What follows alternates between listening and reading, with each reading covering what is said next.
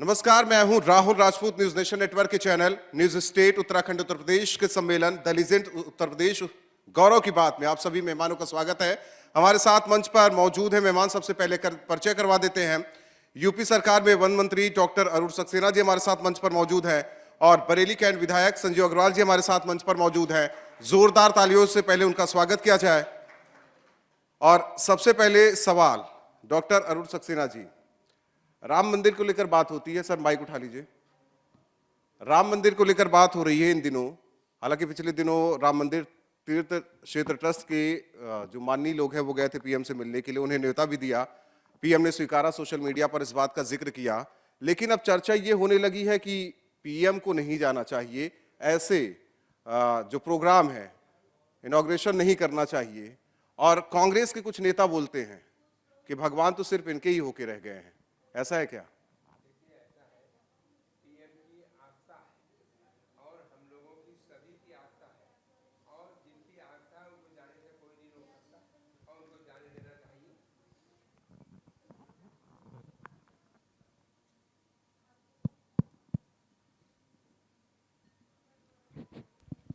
जी, मैंने कहा है पीएम को आस्था है, हम लोगों को आस्था है, तो पीएम को उस प्रोग्राम में ज़रूर आना चाहिए। और ये तो कहिए पीएम सीएम का टाइम था जो बिना किसी खून खराबे के राम मंदिर का निर्माण शुरू हो गया और इतना बन भी गया। 500 साल में जाने कितने लोगों की जानें गईं, जाने कितनों ने कुर्बानियाँ दी, जाने कितनों ने परेशानियाँ उठाई, तब जाके दिन नसीब हुआ है कि राम मंदिर बन रहा है और कोर्ट के आर्डर से बन रहा है। मतलब निष्पक्ष कोर्ट का निर्णय है। और हम लोग तो अपने आप को बहुत ही सौभाग्यशाली समझते हैं। 25 पीढ़ियां खप गई, राम मंदिर नहीं बन पाया। कम से कम हमारे सामने राम मंदिर बन रहा है, रामलला अपनी जगह पे स्थापित हो रहे हैं। हमको ही देखने का मौका मिलेगा। हम अपने आप को नहीं, खुशकिस्मत आरोप यह है कि समझते हैं। कॉपीराइट लिखवा लिए आप लोग। राम मंदिर की कॉपीराइट, भगवान प्रभु श्री राम की देखिए, कॉपीराइट लिखवा रखी है राम आपने। मंदिर की कॉपीराइट किसी को नहीं है। राम मंदिर की कॉपीराइट पूरी दुनिया को है। जो चाहे राम में विश्वास करे, राम मंदिर में आए, हर एक के लिए खुला हुआ है। अभी तक तो कोई गया ही नहीं कांग्रेस की तरफ से, देखिए, ना ऐसा है, समाजवादी कोई पार्टी की ना तरफ से। जाना चाहे तो उसके बारे में कोई जबरदस्ती नहीं है कि जाओ। ये बात और है कि लोग दिखावे को बहुत से जाएंगे, लेकिन जो लोग आस्था रखते हैं उनको तो जाना ही चाहिए। आस्था कौन नहीं रखता? देखिए, ऐसा है, बहुत से लोग जो नहीं जाएंगे, मैं समझता हूँ उन्हें आस्था नहीं है। ठीक है। संजीव अग्रवाल जी, एक सवाल आपसे स्मार्ट सिटी को लेकर है। तब्दील हो पाया स्मार्ट सिटी बरेली? जिस उम्मीद के साथ काम धाम किया जा रहा है, अधिकारी बेहतर तरीके से भेजे जा रहे हैं, आप कैंट विधायक की जिम्मेदारी आपके ऊपर ज्यादा है। निश्चित रूप से बरेली स्मार्ट सिटी में अपनी एक नई पहचान के साथ आगे आ रहा है और केंद्र सरकार की ये बहुत ही महत्वपूर्ण योजना है। और बरेली में स्मार्ट सिटी में काफ़ी काम हुए हैं, एक अपनी नई पहचान बनाई है। उसके साथ साथ अभी जो यहाँ पर एयरपोर्ट की भी सुविधाएं शुरू हुई हैं और नए नए स्टेशन अभी यहाँ से हो रहे हैं जो लोगों ने कल्पना भी नहीं की थी। बरेली में कभी बीडीए के द्वारा और ये उत्तर प्रदेश सरकार द्वारा योगी जी ने नाथ नगरी कॉरिडोर का एक स्वीकृति दी है जी। और ये बहुत महत्वपूर्ण है क्योंकि बरेली नाथ नगरी भोले बाबा की नगरी कहलाती है, आस्था का केंद्र है बहुत बड़ा। तो ये नाथ कॉरिडोर की जो स्वीकृति हुई है, निश्चित रूप से बरेली में एक बहुत बड़ा परिवर्तन और लोगों के लिए आएगा। लोग यहाँ पर इस धार्मिक नगरी के रूप में एक पहचान बनेगी। जिस प्रकार अयोध्या में राम मंदिर हम की आस्था का केंद्र है, काशी में भव्य दिव्य स्वरूप प्राप्त किया है बाबा भोलेनाथ, बाबा विश्वनाथ का, विंध्यवासिनी, वृंदावन, मथुरा, जिस तरीके से मोदी जी, योगी जी की और भाजपा की सरकार अपने विकास और विरासत के साथ देश को आगे बढ़ा रही है, ये अपने आप में एक। लेकिन एक वर्ग को लगता है कि एक ही वर्ग के लिए काम हो रहा है। नहीं, भारतवर्ष सबका है, मैं मानता हूं सबकी आस्था है। जो बोलते हैं उनकी भी आस्था है, ऐसा मैं मानता हूं।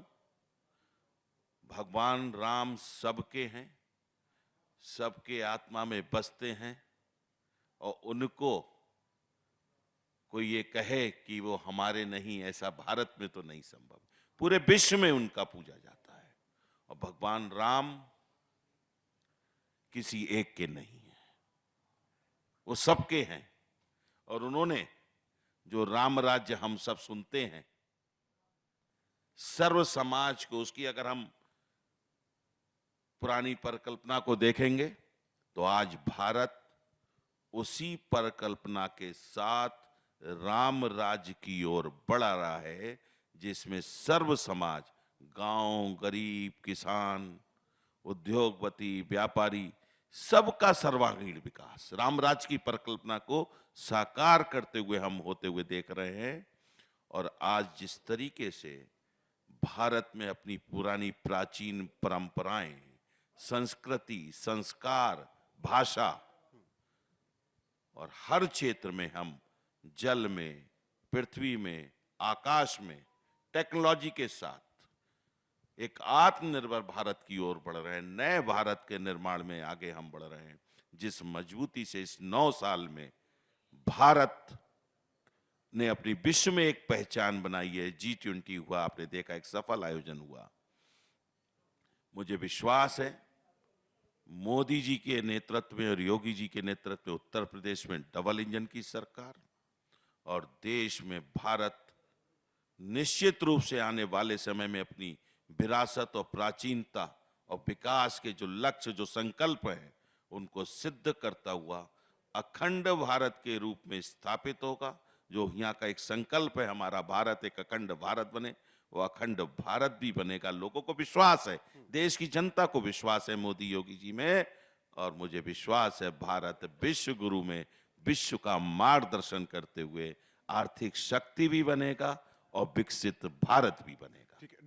डॉक्टर अरुण सक्सेना जी, एक सवाल आपसे यह है कि देखिए पीलीभीत लगा हुआ क्षेत्र है और टूरिज्म की बात हो रही है, उसे लेकर लगातार काम भी किया जा रहा है। दुधवा नेशनल टाइगर रिजर्व भी है पास में, पीलीभीत, इसके अलावा कुछ और जिले हैं जहां ये समस्या देखी गई। पीलीभीत से रोज तस्वीरें सामने आती है, टाइगर कभी खेत में, कभी गांव में, कभी कहीं, कभी किसी का शिकार करते हुए। सवाल ये है आपसे कि एक तरफ इको टूरिज्म को आप विकसित कीजिए, ज्यादा से ज्यादा पर्यटन आए, लेकिन वो इलाका भी सुरक्षित रहे और वन्य जीव जो है वो भी सुरक्षित रहे, इसे लेकर क्या कुछ किया जा रहा है? आपका कहना बहुत सही है, वन भी सुरक्षित रहे, वन्य जीव भी सुरक्षित रहे और मानव भी सुरक्षित रहे। अब टाइगर्स की संख्या हिंदुस्तान के अंदर से दुनिया में सबसे ज़्यादा है। हमारे पीलीभीत में, दुधवा में, करतनिया घाट में, तीनों जगह पहले के मुकाबले टाइगर्स काफ़ी बढ़ गए हैं और खेत भी बहुत कुछ जंगल के पास तक है। हम जंगल और खेतों के बीच में फेंसिंग का इंतजाम करा रहे हैं ताकि टाइगर जल्दी इधर से ना आए, और उसमें तार लगवा रहे हैं ऊपर और सोलर से कहा, ताकि अगर कोई भी एनिमल उसे टच करेगा तो हल्का सा झटका लगेगा, जानवर मरेगा नहीं लेकिन उसे हल्का सा झटका लगेगा, उसे फील होगा, ताकि जानवर उस पार ना जाए। और जहाँ तक टूरिज्म का सवाल है, हम वहाँ पे काफ़ी बढ़ा रहे हैं, हम वहाँ पे सफारी बढ़ा रहे हैं, वहाँ पे वो एरियाज़ भी जहाँ पे अभी तक लोग नहीं जाते हैं उनको भी खोल रहे हैं, लेकिन कोर एरिया में नहीं, बफर जोन में हम और ज़्यादा सफारी का इंतज़ाम करेंगे ताकि लोग जा सकें, टाइगर को देख सकें, अन्य जीवों को देख सकें, जंगल को देख सकें, जंगल का आनंद उठा सकें और वहाँ पे रहे। इसके लिए हमारे ये भी प्रयास है कि हम जो सफारी बढ़ाएंगे वहीं के लोकल लोगों की हो, ड्राइवर्स हों वहीं के लोकल लोग हों, गाइड हों वहीं के लोकल लोग हों, ताकि उनको रोज़गार मिले। इसके साथ ही साथ हम बात कर रहे हैं कुछ होटल्स से, ताकि वो अब वहाँ पे होटल्स बनाए, लोगों को ठहरने की आसानी होगी और आसपास के लोगों को रोज़गार मिलेगा और पीलीभीत का और बरेली का डेवलपमेंट होगा। बरेली में एयरपोर्ट से भी बहुत सुविधा बन गई, आदमी दिल्ली से आए या कहीं से भी आए, सीधा एयरपोर्ट पे उतरे और 1 घंटे में, 1.5 घंटे में वो पीटीआर पहुंच सकता है और वह पीटीआर का आनंद ले। उसके बाद करतनिया घाट जाए, उसके आगे दुधवा जा सकता है और दुधवा के बाद चाहे वो पीछे लौटे या आगे लखनऊ की तरफ जा सकता है।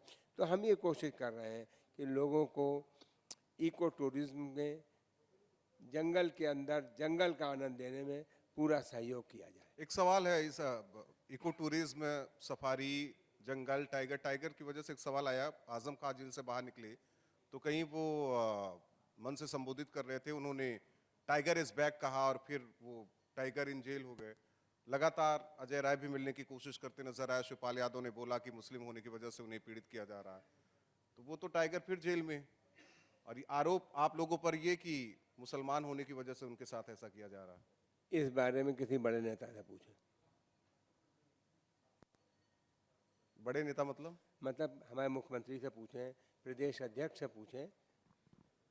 ये सपा का कहना है कि बीजेपी वाले, बीजेपी के मैंने कुछ आपको नेता भी बताया, कहते हैं कि इस आजम खान को मामले परेशान में किया जा रहा है। हमारे मुख्यमंत्री से, जी। हमारे प्रदेश अध्यक्ष से, उनसे पूछें।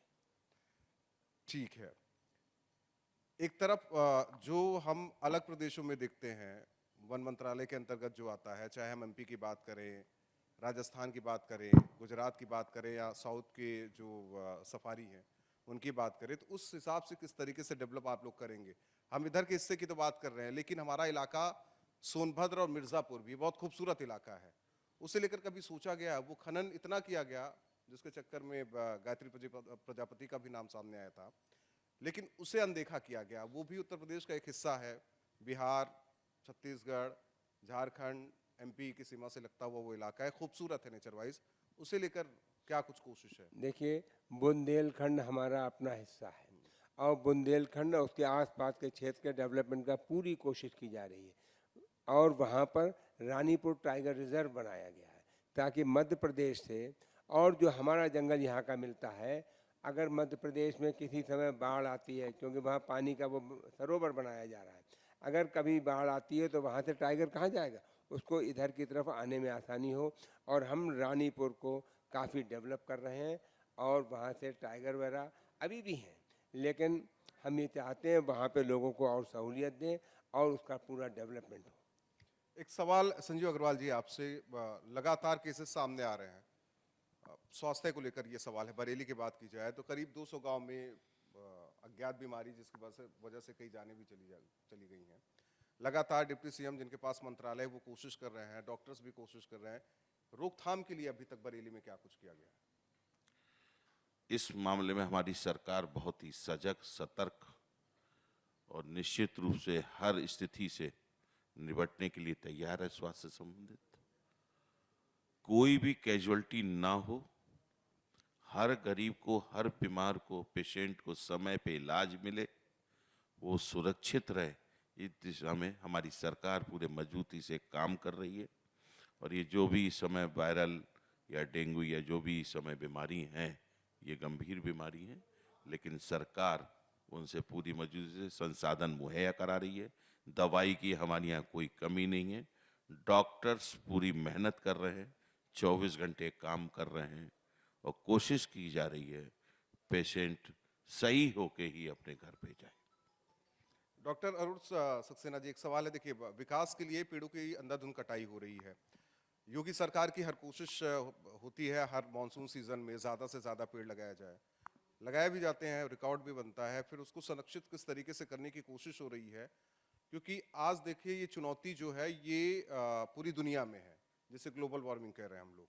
ऐसे में बरेली जो तराई का इलाका है, खूबसूरत इलाका है, पानी की समस्या नहीं है, फसल भी अच्छी होती है, तो ज़्यादा से ज़्यादा घना हो, हरियाली ज़्यादा हो, इसे लेकर आपने क्या सोचा है? क्योंकि आपका ज़िला भी है, आपको पूरा प्रदेश भी देखना है, अपना ज़िला भी देखना है, तो क्या कुछ रणनीति आपने तय की है? आपने बिल्कुल सही कहा। हमारे प्रधानमंत्री आदरणीय मोदी जी दुनिया में जहाँ भी जाते हैं वो ग्लोबल वार्मिंग का जिक्र करते हैं। अब वो कहते हैं, दुनिया वालों, जिस तरह से दुनिया का टेम्परेचर बढ़ रहा है उससे आगे आने वाली नस्लों का क्या होगा। बायोडाइवर्सिटी में बहुत से एनिमल्स और बहुत से प्लांट्स ख़त्म हो जाएंगे, हमारा एग्रीकल्चर प्रोडक्शन कम हो जाएगा, नई नए वायरस बैक्टीरिया डेवलप होंगे, नई बीमारियां होंगी। इस सब को रोकने का तरीका है कि हम पेड़ लगाएं, और पेड़ लगाने के साथ में पेड़ लगाओ पेड़ बचाओ। खाली पेड़ लगाने से कोई फ़ायदा नहीं, पेड़ लगाओ पेड़ बचाओ। और जहाँ तक आपने बताया पानी की बात, तो हमारा बिल्कुल सीधा हमारे मुख्यमंत्री योगी जी का नारा है, हर खेत पे पेड़, हर मेड़ पर पेड़, ताकि अगर मेड़ होगी तो पानी रुकेगा और पानी नीचे जाएगा, ग्राउंड वाटर लेवल बढ़ेगा, पानी की दिक्कत नहीं होगी। और साथ ही साथ पेड़ होगा तो हरियाली होगी। और हम चाहते हैं खेत की मेड़ पे हमारे किसान भाई ऐसे पेड़ लगाएं जो एग्रीकल्चरल प्रोडक्शन पे कोई ख़ास फर्क ना पड़े, और पेड़ सीधा ऊपर जाए, उसकी ब्रांचेज निकलें तो उन्हें काट दिया जाए, और पेड़ को सीधा ऊपर जाएगा। पेड़ जितना ही ऊपर जाएगा उतना ही ज़्यादा होगा।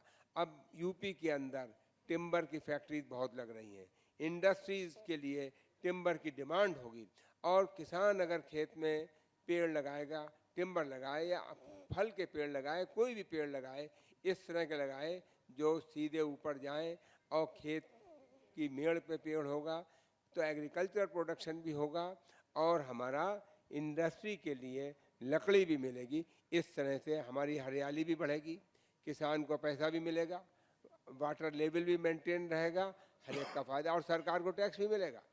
इंडस्ट्री बढ़ेगी, इंडस्ट्री के लिए लकड़ी चाहिए, किसान की लकड़ी ली जाएगी, किसान को फायदा। लकड़ी कारोबारी को जाएगी, उससे कारोबार बढ़ेगा, इंडस्ट्री बढ़ेगी, सरकार को टैक्स मिलेगा। और सबसे बड़ा काम यह है हमारे यहाँ रोज़गार जनरेट होगा। इंडस्ट्री के अंदर जितना आदमी काम करेगा उससे कहीं ज़्यादा इनडायरेक्ट लोगों को रोज़गार मिलता है। तो मैं चाहूँगा कि पेड़ लगाने से फ़ायदा ही फ़ायदा है, और हर चीज़ का फ़ायदा है। जो हमारा ग्लोबल वार्मिंग है, एटमॉस्फेयर के अंदर कार्बन डाइऑक्साइड कम होने से ग्लोबल वार्मिंग कम होगी, और ग्लोबल वार्मिंग कम करने का एकमात्र प्रमुख तरीका है कार्बन डाइऑक्साइड कम करना, जो पेड़ों से ही कम हो सकती है। संजय और अग्रवाल इसके साथ ही साथ हम पेड़ों को रख रखाव पे जोर ज़्यादा दे रहे हैं। जहाँ भी है पेड़ वहीं लगाओ जहाँ तार का बाड़ा हो या ट्री गार्ड हो। हम लोगों से बहुत साफ कहते हैं पेड़ लगाओ, पेड़ बचाओ। पेड़ का बचाना कम इम्पॉर्टेंट नहीं है पेड़ लगाने से। संजीव अग्रवाल जी, एक सवाल है आपसे। अतीक गैंग का खौफ खत्म हो गया बरेली में? अतीक गैंग का खौफ खत्म हो गया बरेली में? आज खबर पढ़ रहा था मैं। बरेली में ही नहीं, पूरे उत्तर प्रदेश में गुंडे, माफियाओं, अपराधियों का जो कभी आतंक हुआ करता था, या वो उत्तर प्रदेश छोड़ के जा चुके हैं, या जहां उनका स्थान है जेल में या और कहीं जा चुके हैं। लेकिन एक खबर आज पढ़ा था कि अतीक के साथ फोटो दिखाकर एक परिवार को धमकाया जा रहा, जमीन का कुछ मामला है। तो यानी कि अभी भी खौफ बनाने की कोशिश की जा रही है। ऐसा अगर कहीं कुछ होता है तो कानून अपना काम करता है, पुलिस प्रशासन अपना कार्रवाई करता है। निश्चित रूप से उत्तर प्रदेश भय रहित और कोई खौफ उत्तर प्रदेश में किसी को दिखा नहीं सकता। ये योगी जी की डबल इंजन की सरकार है। ठीक। डॉक्टर अरोड़ जी, एक सवाल है। साइकिल चलाने जा रहे हैं पूर्वांचल एक्सप्रेसवे पर अखिलेश यादव, पीडीए का नारा दे रहे हैं और कह रहे हैं कि किसान बेहाल है, महंगाई चरम पर है, प्याज के दाम बढ़ गए। इस सरकार में तो हाहाकार चारों तरफ मचा हुआ है। देखिए, प्याज के दाम बढ़ना एक टेम्परेरी चीज़ है, और जो जल्दी ही कम हो जाएंगे, इसलिए वो कोई ऐसी खास बात नहीं है। अखिलेश जी जो कह रहे हैं उसके बारे में कोई उस बात में दम नहीं है। साइकिल भी चलाने जा रहे हैं पूर्वांचल एक्सप्रेस में, साइकिल चलाएं, बहुत अच्छी बात है। साइकिल चलाएं, बहुत अच्छी बात है। साइकिल को कौन मना कर रहा है? साइकिल वो चलाएं। बहुत से लोग साइकिल चला रहे हैं, चल रही है उनकी साइकिल। देखिए, ऐसा है, साइकिल चलाने को हम कहाँ मना कर रहे हैं? साइकिल चलाओ, साइकिल उनकी चल रही है। मतलब देखिए उनकी साइकिल, मैं साइकिल चलाने को मना नहीं कर रहा हूँ, लेकिन राजनीति में साइकिल में कोई दम नहीं है। यूपी में जितनी पिछली बार सीटें आई उससे कम आएंगी, और हमारी भारतीय जनता पार्टी भारी बहुमत से जीतेगी, और 80 के 80 भी जीत जाए तो कोई बहुत बड़ी बात नहीं होगी। नहीं, 80 की तो बात आप लोग कर रहे हैं। जी हाँ, वही मैंने कहा, एक आध सीट हो सकता है, कोई मिल जाए। नहीं, हम तो 80 के 80 मिलेंगी। 80 मतलब रायबरेली की बात कर रहे हैं? 80 में से नहीं यार, रायबरेली भी हम जीतेंगे, मैनपुरी मैनपुरी भी जीतेंगे। अखिलेश तो कह रहे हैं कि हम तो INDI गठबंधन के साथ है इस बार। तो अब वो किसके एक भी साथ है? सीट अभी नहीं। मध्य प्रदेश में ही देख लीजिए कौन किसके साथ है, बाकी और पता लग जाएगी। यहाँ भी है तो साथ, हालांकि उन्होंने मना कर दिया अपने प्रवक्ताओं को कुछ बोले ना वो कांग्रेस को कुछ बोलने के लिए मना कर दिया। साथ हैं वो। अब देखिए, बीजेपी को उनके हराने आपस लिए। के झगड़े में मैं बिल्कुल नहीं बोलना चाहता। वो अपने लड़े, चाहे मिले, जो चाहे करें, हमारी पार्टी अपनी जगह है, जनता हमारे साथ है और हम 80 के 80 जीतेंगे। विपक्ष को मजबूत भी होना जरूरी है, तभी मजा आता है सरकार चलाने में। देखिए ऐसा है, विपक्ष कोशिश करे, विपक्ष कंस्ट्रक्टिव काम के लिए आगे आए। विपक्ष का जरूरी यह है देश हित में आगे आए, देश के लिए काम करे, तब तो विपक्ष की मजबूती अच्छी है। और हर सही काम को भी गलत कहो, हर काम को गलत कहना वो विपक्ष के लिए भी सही नहीं है। वो तो पीडीए पीडीए कहते हैं, पिछड़ा दलित अल्पसंख्यक, और किसी की बात नहीं कर रहे हैं अखिलेश यादव जी। देखिए आप कहते हैं सबका साथ सबका ऐसा विकास। है, हमारा तो नारा है सबका साथ, सबका विकास, सबका विश्वास, सबका सहयोग। और हमारा ये नारा है, हमारे साथ सब लोग हैं। सब लोग मतलब? हर जाति धर्म के लोग भारतीय जनता पार्टी के साथ हैं। ठीक है। एक संजीव अग्रवाल जी, एक सवाल आपसे इस चीज को लेकर है। लगातार विकास के बाद पीएम मोदी ने मन की बात कही कि जो लोकल प्रोडक्ट्स हैं उनको बढ़ावा दिया जाए, अंतर्राष्ट्रीय स्तर पर उसकी पहचान भी हो। ओडीओपी में आपका बरेली भी है। लगातार क्या कोशिश की जा रही है आप माननीयों के द्वारा, यहाँ की जनता के साथ सहयोग करके किस तरीके से आप वर्ल्ड लेवल पर बरेली की पहचान दिलाने की कोशिश की जा रही है? हालांकि ये सपना मुख्यमंत्री का है, लेकिन उस सपने को साकार करने की जिम्मेदारी आप लोगों पर है। बरेली की जनता बहुत जागरूक है। उत्तर प्रदेश सरकार का पूरा सहयोग है। लोकल और वोकल। अभी आज मन की बात में मोदी जी ने इस विषय को फिर से अपील की है लोगों से कि अपने बनाए हुए प्रोडक्ट्स को ही हम खरीदें, प्रमोट करें। और निश्चित रूप से पूरे देश में और उत्तर प्रदेश में इस बात में लोगों में जागरूकता आई है, क्योंकि हमारी क्वालिटी बहुत बेहतर है और लोगों का विश्वास बड़ा है। लोकल वोकल, ओडीओपी, इस पे भी बहुत तेजी से काम हो रहा है और एक नई पहचान बनी है, लोगों में विश्वास हुआ है। और हमारे प्रोडक्ट देश में ही नहीं पूरे विश्व में अब एक पहचान बना रहे हैं। हमारा निर्यात बड़ा है, लोगों का विश्वास जगा है और लोगों का एक टर्नओवर भी बढ़ रहा है। मुझे विश्वास है जिस तरीके से आज एक सकारात्मक माहौल और सरकार के द्वारा जो उनको आगे बढ़ाने का काम हो रहा है, लोकल फॉर वोकल और ये ओडीओपी, दोनों क्षेत्रों में हम बहुत तेजी से अपनी नई पहचान के साथ उत्तर प्रदेश पूरे देश में और पूरा देश हमारा विश्व में अपनी पहचान के साथ आगे आने वाला है। आप लोगों ने तो बरेली में झुमका टंगवा दिया, लेकिन बगल के जिले रामपुर में चाकू क्यों लगाया? बरेली की अपनी पहचान है झुमके की।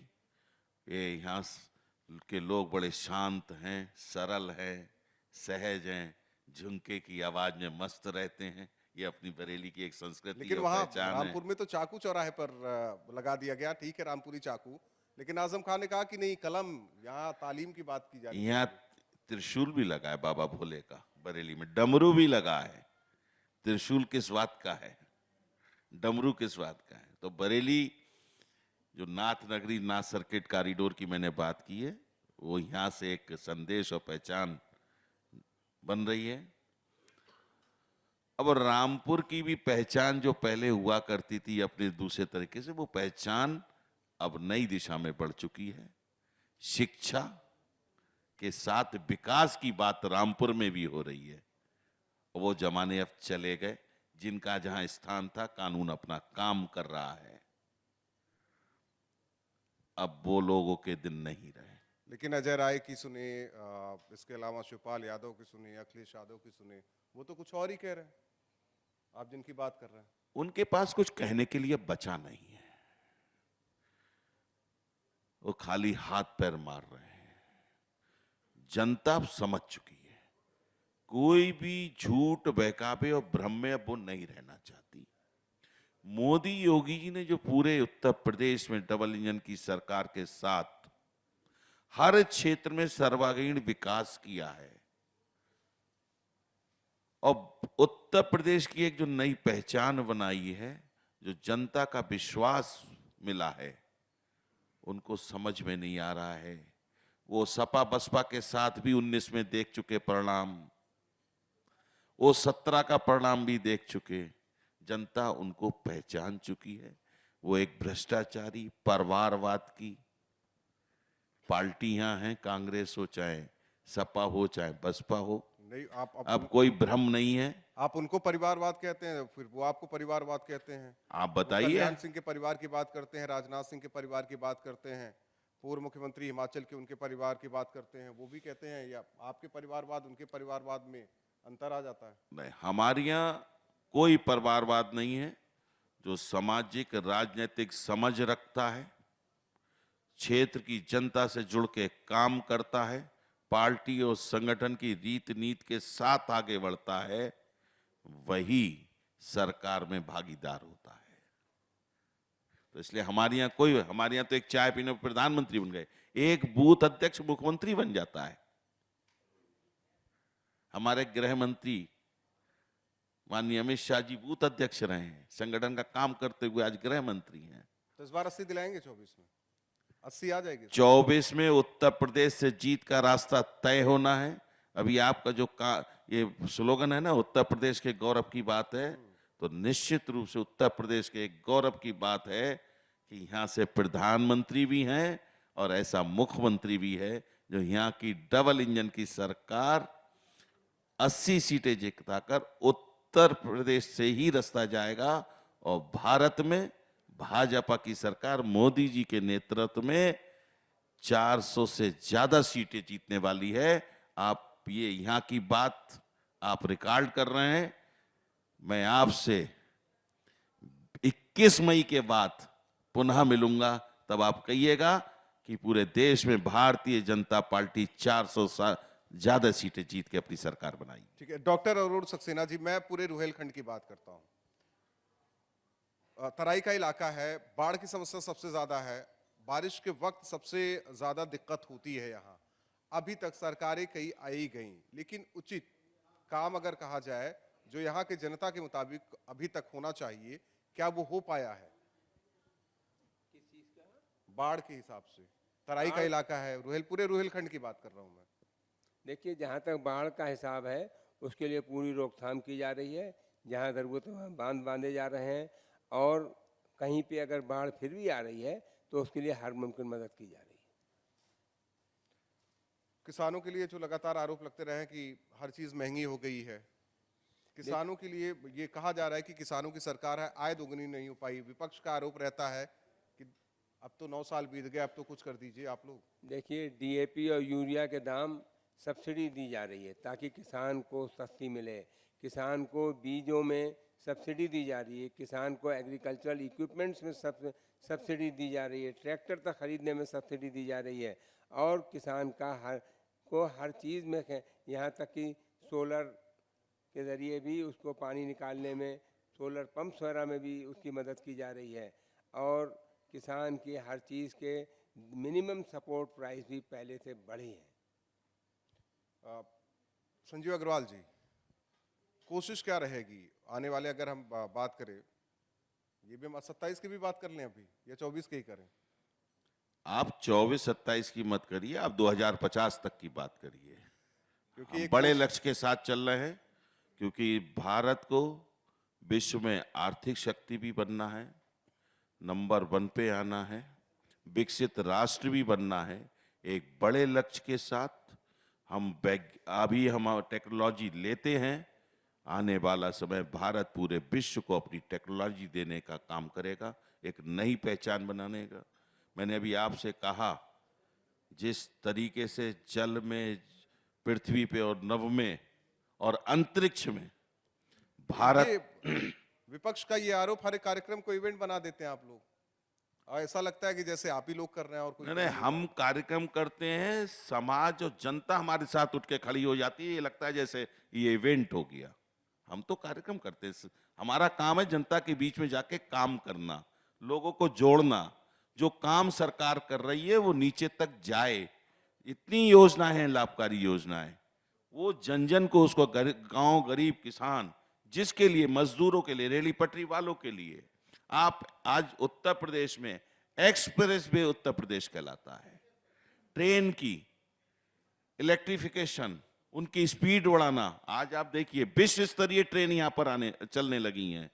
सुविधाओं में देखिए कितना विस्तार हुआ है, स्पीड बढ़ी है, कैपेसिटी बढ़ी है, कितने एयरपोर्ट हमारे यहाँ बन गए हैं। हर क्षेत्र में जिस तेजी से काम हो रहा है, जो जनता का विश्वास बढ़ा है, इन 9 सालों में 70 साल में वो नहीं हुआ। और आपको विश्वास दिलाता हूं मैं, जनता के बीच में ये पूरी मजबूती के साथ कहना चाहता हूं, जो पूरे देश की जनता का विश्वास है मोदी जी में, जो 10 साल में 24 तक हुआ है, 24 के बाद 29 तक उससे 10 गुना काम हिंदुस्तान भारत में होने वाला है। और ये स्पीड रुकने वाली नहीं है। जो लक्ष्य हमारे मोदी जी ने दिया है कि 2050 तक विकसित राष्ट्र बनेगा, आप निश्चित जानिए, हमको तो ये लगता है ये लक्ष्य हम 2030 तक ही पूरा कर लेंगे। जब 29 का चुनाव आएगा तो आपको एक आत्मनिर्भर भारत, एक मजबूत भारत, एक अखंड भारत। मुख्यमंत्री ने कहा था कि 27 तक नो वैकेंसी, आप तो 30 तक उसके आगे भी बढ़ते जा रहे हैं, किसी और की वैकेंसी नहीं यूपी में। मैंने आपसे यूपी की नहीं, मैं तो पूरे देश की बात कर रहा हूं। 29 में, आप 24 में 5 साल की सरकार बनाने वाले हैं ना, तो 29 में जब नया भारत, जब 24 के बाद जो आप देखेंगे, जो 10 साल में विकास का काम हुआ है हर क्षेत्र में, वो आने वाले 5 सालों में देश मोदी जी के, योगी जी के नेतृत्व में 10 गुनी स्पीड से जाने वाला है। जो लक्ष्य हैं, जो संकल्प हैं, एक एक संकल्प को सिद्ध करते हुए हम पूरे विश्व में एक नई ताकत के रूप में नजर आएंगे और अखंड भारत भी बनेगा इन्हीं 5 सालों में, और विकसित राष्ट्र भी होगा, आर्थिक शक्ति भी बनेगी। पाकिस्तान, अफगानिस्तान, इधर म्यांमार, वर्मा, अब ये हम आप सोचते रहिए, तिब्बत, संबंध और संपर्क भी होते हैं ना अखंड भारत में। अगर सब हमारी मैत्री का व्यवहार है, मित्रता का व्यवहार है, हमसे सब मार्गदर्शन ले रहे हैं, हमारे मित्र हैं, सहयोगी हैं, तो मिलजुल के काम होगा ना। एक नया भारत, एक नया विश्व बनेगा। एक सवाल डॉक्टर अरुण जी आपसे है। एमएलसी हैं स्वामी प्रसाद मौर्य, महासचिव समाजवादी पार्टी के, लगातार वो बयानबाजी करते हैं सनातन पर, हिंदुओं को लेकर, मंदिर को लेकर। एक जब साधु संतों से बात होती है तो कहा जाता है कि इन पर करारा ऐसा प्रहार किया जाए कानूनन कि ऐसे कोई भी सनातन या हमारी भावनाओं को ठेस न पहुंचे। उनको बोलने भी दिया जा रहा है, एक पार्टी की तरफ से बोलने दिया जाता है, उन पर भी कार्रवाई नहीं है उस पार्टी की तरफ से। सवाल इस बात को लेकर है कि भावनाओं को भड़काने के लिए, सनातन को बार बार कटघरे में खड़ा करने के लिए, रामचरितमानस की प्रतियां फाड़ने, जलाने के लिए, देवी देवताओं के अपमान के लिए ये प्रचलन बन गया है इस सरकार में। लेकिन अगर आप लोग कार्रवाई भी करते हैं तो कहते देखिए सनातन के नाम पर कार्रवाई की जा रही है। ये आखिर ये माइंडसेट क्यों, ये समझ से परे है। देखिए, सनातन के खिलाफ कोई अगर ज़्यादा बोलेगा, कानून अपने हिसाब से काम करेगा। और मैं इस बारे में और कुछ नहीं, कानून का राज्य है यहाँ, कानून अपने हिसाब से काम करेगा। आप बस एक लाइन में अपनी बात पूरी कह दे रहे हैं, लेकिन ऐसा क्या एमएलसी जो विधान परिषद का सदस्य होने के बावजूद भी ऐसी बातें कही जाती, क्या ये शोभनीय है समाज के लिए? देखिए, शोभनीय नहीं, शोभनीय नहीं है, और कानून इस पे अपना काम करेगा। कानून तो अभी तक कोई काम ही नहीं किया, बस एफआईआर के अलावा। अब और देखिए करेगा, जैसे जो भी जब होगा कानून अपने हिसाब से काम करेगा। बाकी इनके जो हैं वो वास्तव में अशोभनीय है। अभी लग रहा है कि संजीव अग्रवाल जी कुछ बोलना चाह रहे हैं इस पर। मैं एक ही बात कहना चाहूंगा, जब आपने सनातन धर्म की बात की है, ये विश्व का सबसे प्राचीन, अनादिकाल से सनातन धर्म है, और हमेशा से जिन पे हम विश्वास करते हैं, 2 तरीके की प्रवृत्तियां रही हैं, देव और असुर। ये हम सब पढ़ते भी आ रहे हैं, हमारे पुराणों में भी है। तो इस तरीके की शक्तियां तो रहेंगी, तभी तो अच्छाई बुराई का, धर्म अधर्म का, सत्य का असत्य का हमको अंतर नजर आएगा। सत्य हमेशा जीतता है, सत्य कभी पराजित नहीं होता। राज्य हमेशा, राष्ट्र हमेशा राष्ट्र धर्म से चलता है। धर्म से बड़ा कोई नहीं होता, राष्ट्र धर्म से बड़ा कोई नहीं होता। और ये हमारा सनातन धर्म अपनी, इसकी जो अपनी एक पहचान अनादिकाल से चला आ रहा है, इसको कोई मिटा नहीं सकता। मिटाने की कोशिश कई बार हुई, औरंगजेब से लेकर बाबर, हुमायूं, लेकिन उससे पहले सब। कोई आज तक नहीं मिटा पाया। सनातन धर्म किसी के मिटाने से नहीं मिटने वाला, ये देश की जनता और आत्मा में बसने वाला है। अभी राम मंदिर का निर्माण हो रहा है, कुछ लोगों को पीड़ा भी हो रही है। मैंने अभी आपसे कहा कि दो प्रवृत्तियां हमेशा रहती हैं। वोट बैंक की राजनीति के लिए घर में राम को पूजते हैं, घर में भगवान राम की तस्वीर होती है, और आज तो ऐसे ऐसे नेता जो विरोध करते थे आजकल मंदिरों में दिखावे के लिए पूजा करने जा रहे हैं, शिव जी की भी, देवी जी की भी, भगवान राम की भी, कृष्ण की। जनता को भ्रमित करने की कोशिश कर रहे हैं। जनता समझ चुकी है। कम से कम इस बहाने उन्हें अपने धर्म की, देवताओं की याद तो आई, वहां माथा टेकने तो जा रहे हैं। लेकिन सत्य अपनी जगह, धर्म अपनी जगह, वो हमेशा रहने वाला है। लेकिन सनातन ही क्यों कटघरे में? और किसी पर आप बोल नहीं सकते, बोल दिया तो फिर कई उदाहरण आए भारत से, अलग अलग हिस्सों से। सनातन धर्म अपने आप में बहुत विराट है। सनातन धर्म सबको साथ लेके चलने वाला, कभी किसी पद्धति का विरोध नहीं करता, सबको समाहित करने की उसमें शक्ति है सनातन धर्म में। सर्व समाज की बात करता है, विश्व के कल्याण की बात करता है। तो इसलिए कोई भी कुछ बोल दे, इस सनातन धर्म पे, ये ईश्वरीय शक्ति पे कोई फर्क नहीं पड़ने वाला। डॉक्टर अरुण सक्सेना जी, आप फिजिशियन भी हैं, डॉक्टर भी, स्वास्थ्य को लेकर अगर बात की जाए तो बरेली को क्या जरूरत महसूस हो रही है? क्योंकि कई केसेस होते हैं कि दिल्ली का रुख करना पड़ जाता है या लखनऊ का रुख करना पड़ जाता है। एक पॉइंट बरेली, ऐसा क्या बनाया जाए? एयरपोर्ट आ ही चुका है, सब कुछ बेहतर तरीके से किया जा रहा है, स्वास्थ्य को लेकर। देखिए, स्वास्थ्य के लिए बरेली में डॉक्टर्स काफ़ी हैं, मेडिकल कॉलेजेस 3 हैं। हम बरेली के अंदर प्रयास कर रहे हैं, जल्दी ही All India Institute of Medical Sciences के स्तर का अस्पताल यहाँ बनाया जाए, जिसके लिए कोशिश चल रही है। कोशिश तो जब अमली जामा पहनाया जाएगा धरातल पर मैंने उतरेगा। आपको बताया, अभी मैं आपसे कह दूं अमली जामा पहना दिया गया नहीं, लेकिन कोशिश चल रही है और मुझे उम्मीद है, अभी मैं एकदम तो नहीं कुछ भी कहूँगा, लेकिन जल्दी ही बरेली को एम्स स्तर का अस्पताल ज़रूर मिलेगा, ताकि यहाँ से मरीजों को जो लखनऊ या दिल्ली जाने में समय लगता है वो समय उनका बचेगा और उनको वही सहूलियत यहीं उपलब्ध होगी। मैं उसी कनेक्टिविटी पे आता हूँ। अगर आप दिल्ली से जाइए नोएडा आगरा एक्सप्रेस वे, फिर आपको यमुना, इसके अलावा आपको लखनऊ एक्सप्रेस वे, वहाँ से आप बुंदेलखंड के लिए निकल जाइए। ये जो कहा जाए केंद्र सरकार की तरफ से, राज्य सरकार की तरफ से लगातार अभी गंगा एक्सप्रेस वे भी बनाया जा रहा है। बरेली को किस तरीके से, मैं देख रहा हूँ कि अभी लगातार निर्माण कार्य चल रहा है लखनऊ तक के लिए।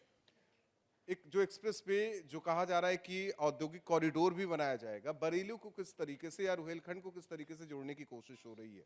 क्योंकि यहाँ से कहा जाए कि कुमाऊं का एक तरीके से द्वार भी है उत्तराखंड जाने के लिए, कुमाऊं के लिए जाने के लिए। तो एक ऐसा प्लेस बरेली है, बरेली का नाम सब जानते हैं बेहतर तरीके से, लेकिन एक ऐसा प्लेस हो कि हाँ बरेली बरेली कहलाने लगे। देखिए, बरेली के लिए मैंने बताया, यहाँ एयरपोर्ट है, हर जगह आने जाने की सुविधा है। यहाँ पर बहुत, ये जो गंगा एक्सप्रेस वे बन रहा है, इससे भी बदायूं पर हमारा बरेली जुड़ेगा और उससे लोगों को आसानी होगी। बरेली के अंदर एक रिंग रोड भी बन रहा है, जो झुमका चौराहे से जाकर इन्वर्टिस चौराहे पे निकलेगा और उससे ये कनेक्ट होगा। संजीव अग्रवाल जी, रोजगार को लेकर, क्योंकि विपक्ष का आरोप है कि सरकार में रोजगार नहीं मिल रहा है, युवा परेशान है, लाठियां खानी पड़ती है, प्रदर्शन करना पड़ता है। हर महीने रोजगार मेला होता है।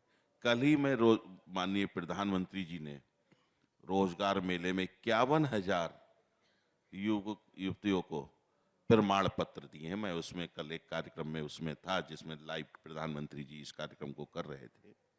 और जितना रोजगार, स्वरोजगार, प्रधानमंत्री जी कहते हैं रोजगार और स्वरोजगार की तो बात है, हम रोजगार देने वाले बने, लेने वाले नहीं, देने वाले भी बने। वो रोजगार करके हम नौकरी देने वाले बने। इस पे ज्यादा ध्यान है और निश्चित रूप से बहुत बड़ा परिवर्तन आया है। रोजगार लोगों को मिल रहे हैं, नौकरियां भी बराबर मिल रही हैं और उस तरफ सरकार बराबर ध्यान भी दे रही है, उसका फोकस भी है। एक बात और कहना चाहूंगा मैं, अभी आपने बरेली के विकास की जो बात करी तो मैं सबकी जानकारी में लाना चाहता हूं। बरेली में सैटेलाइट जो बस स्टैंड है, अब वो विश्व स्तरीय एयरपोर्ट बस स्टैंड बनने वाला है। उत्तर प्रदेश में ऐसे 13 रोडवेज के बस स्टैंड जो विश्व स्तरीय और एयरपोर्ट सुविधाओं की तरह यहाँ होने वाले, उसमें एक बरेली भी है। तो बरेली की जनता के लिए बहुत जल्दी वो लाभ मिलने वाला है। एक सवाल डॉक्टर अरुण सक्सेना जी आपसे, महिलाओं को लेकर विधेयक लाया गया आरक्षण को लेकर, विपक्ष का कहना है कि अब आने जा रहा है चुनाव 24 में, तो दे दे 33% टिकट महिलाओं को, तो मान लेते हैं कि बीजेपी की कथनी और करनी में कोई फर्क नहीं है। आप लोग लगातार कार्यक्रम कर रहे हैं, जागरूक भी किया जा रहा है प्रोग्राम के तहत, तो ये विपक्ष का कहना है कि अगर बीजेपी जो कहती है वो करती है तो ये। देखिए ऐसा है, हमारे यहाँ तब भी महिलाएं कहीं ज़्यादा एमएलए हैं बजाय और पार्टियों के, और इस देश में राष्ट्रपति महिला, इस प्रदेश में राज्यपाल महिला, और हमारे बरेली में कमिश्नर महिला, नगर आयुक्त महिला, सिटी मजिस्ट्रेट महिला, एसडीएम महिला। तो सरकार की तरफ से काफ़ी वो है। जिला पंचायत अध्यक्ष महिला, आधे से ज़्यादा नगर पंचायतों की अध्यक्ष महिलाएं हैं। तो मैं ये कहूँगा, हम लोग जो कहते हैं वो करते हैं, और जो ये महिला जो बिल आरक्षण बिल आया है वो भी हमने जो कहा है उसको हम पूरी तरह से कार्यान्वित करेंगे।